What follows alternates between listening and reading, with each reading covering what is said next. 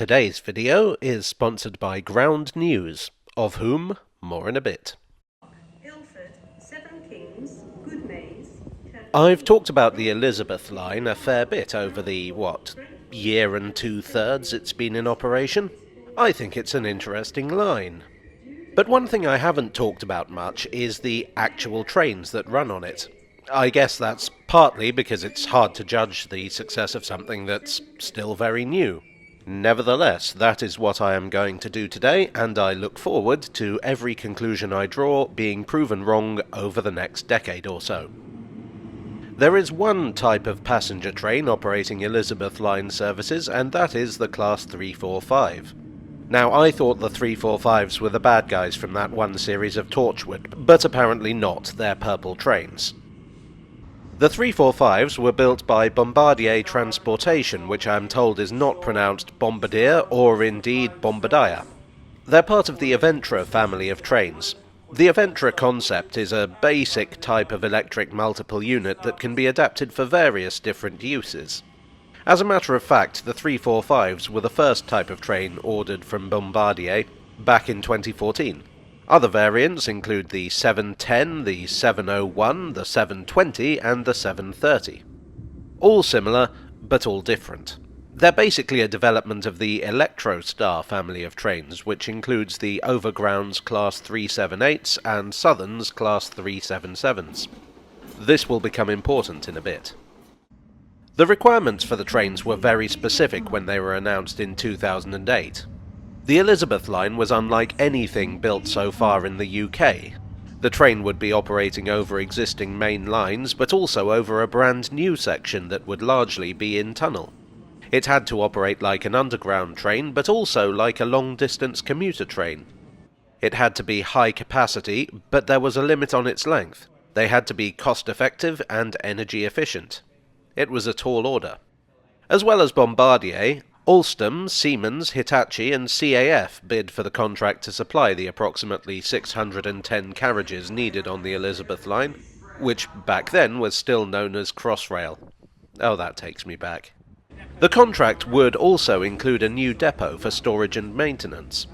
Bombardier won, of course, but Siemens had already won the contract to supply the Class 700 Desiro City units for Thameslink, so I guess that was kind of a consolation prize.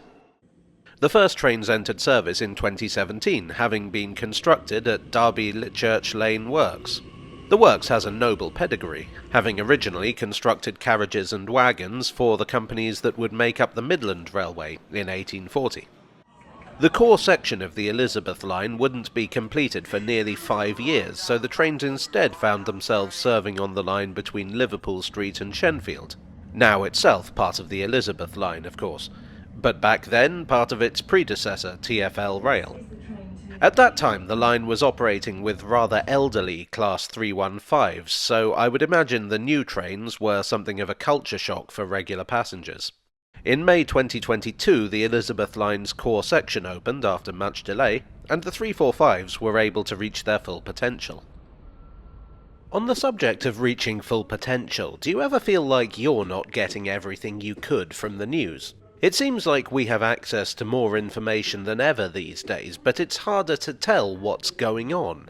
Just like the Elizabeth line cuts across London to decrease journey times, so it's very fortunate that there's a way to cut through the nonsense to get the real story. That's Ground News, who I'm happy to say are partnering with me on this video. Ground News is an app and website founded by a former NASA engineer, Harleen Kaur. It enables you to compare news coverage and help you to think critically.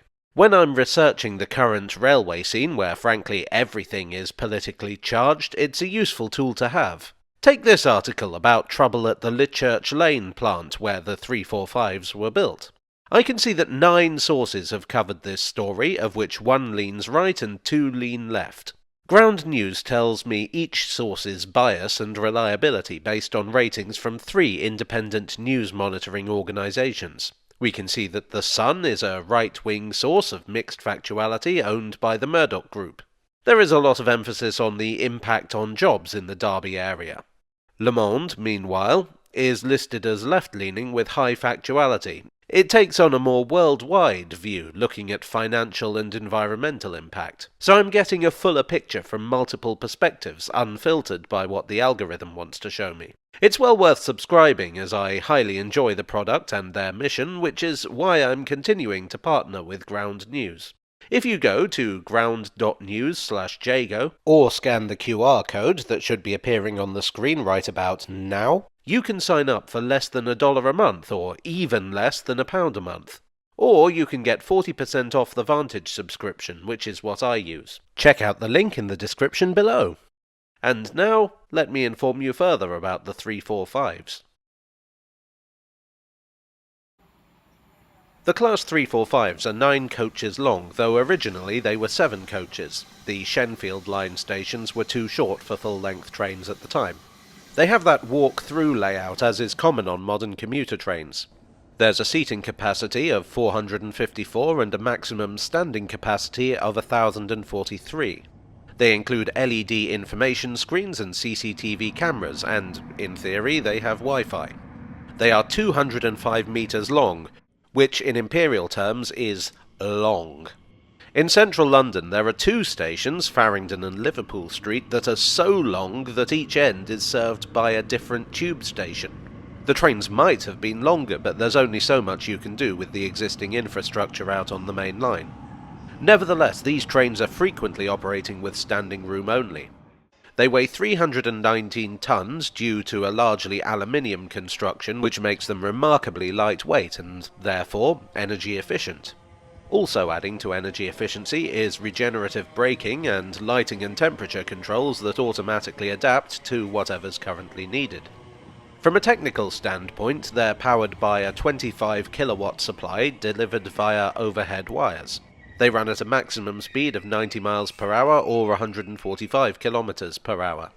I am absolutely not going to be consistent on whether I use imperial or metric measurements in this video. On the core section, they actually operate automatically, effectively driving themselves, using a system known as Communications-Based Train Control, or CBTC. On the Heathrow branch, they use the similar but older European Train Control System, or ETCS, which was devised to provide an international standard form of train control. Out on the main lines, the driver takes over. That's because they share track with other trains, and also there's a far greater risk of danger on the tracks that requires human judgment. You can't trust trains to make difficult decisions. I've seen Thomas the Tank Engine. For that reason, it's also possible to drive the trains manually on the automated sections. Driving is a complex process, requiring an understanding of 3 different signalling systems. The automated software has had a fair few problems in the brief time it's been in service. It delayed opening in 2022, and in 2023 more bugs emerged, causing significant delays. The problem is largely that the software was adapted from those earlier Electrostar trains, due to the speed of construction. Interestingly, they're not owned by Transport for London. They were, but in 2018 they were sold to a company called 345 Rail Leasing and leased back to TfL, in order to pay for new rolling stock on the Underground. Bombardier still maintain them at a depot at Old Oak Common. Meanwhile, the line is operated by MTR, a Hong Kong-based transport company. Honestly, I will never understand the privatized rail network. Aside from software issues, the most common complaints I hear might be considered to relate to the functionality of the trains, so to speak. Now, I have to admit that a lot of what I'm about to say is anecdotal, so take that as you wish. I haven't conducted any big fancy surveys or anything. I just know a lot of people who live on the Elizabeth line, and I've used it often enough to make my own observations. Trains tend to be designed for specific types of work. Light rail and metros are designed for short journeys and consequently are heavy on standing room but have very little by way of luxuries. Long-distance trains are more comfortable to sit in and have more features, but are much less pleasant to stand in. The problem with the Elizabeth line is that it functions both as a medium-distance commuter route and a short-distance metro. And I have to say it's much better designed as the latter than the former. The seating is a mix of longitudinal, which gives more standing room, and transverse, which is more comfortable for the long distances to places like Reading and Shenfield. However, it has no toilets and there's not much luggage space. The latter is particularly problematic given that the trains serve the airport at Heathrow. There are flip-up seats and wheelchair spaces which can take suitcases, but obviously not if there's a wheelchair user who needs the space more. The majority of the seats are longitudinal, which gives a bit more space down the middle. The lack of toilets is also problematic. TfL doesn't really do the toilets on trains thing as a matter of policy. Now, personally, I avoid using the toilet on the train wherever possible, but that is not always an option. There are toilets at a number of stations, but these aren't always easy to get to from the platforms. Looking at you, Paddington. The seats are not the most comfortable over long distances. Unlike most new long-distance trains, there aren't charging sockets for electronic equipment. Really, it's a question of balance. You're never going to please everyone, so at least try to annoy as few as possible. That being said, there may be trouble on the horizon. More trains are likely to be needed with the opening of Old Oak Common, which will be on the Elizabeth line, but also the Overground, the Heathrow Express, the Great Western Main Line, and importantly, High Speed 2. There will likely be a gap of several years between Old Oak Common opening and the High Speed 2 terminus at Euston being ready to receive trains, which will make the Elizabeth line the fastest route into central London. This, in turn, is anticipated to put a strain on the existing rolling stock. Just 5 more trains could ease things, but the government is hesitant.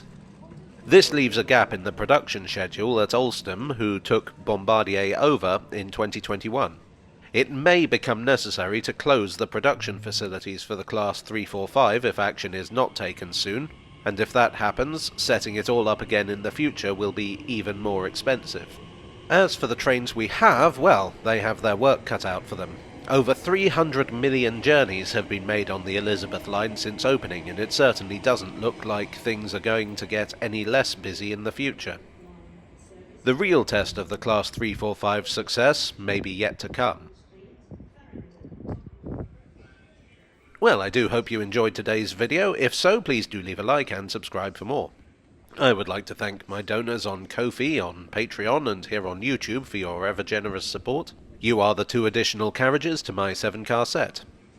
Thanks also to Ground News for sponsoring this video. Click on the link in the description below, or scan the QR code to take advantage of their generous offer.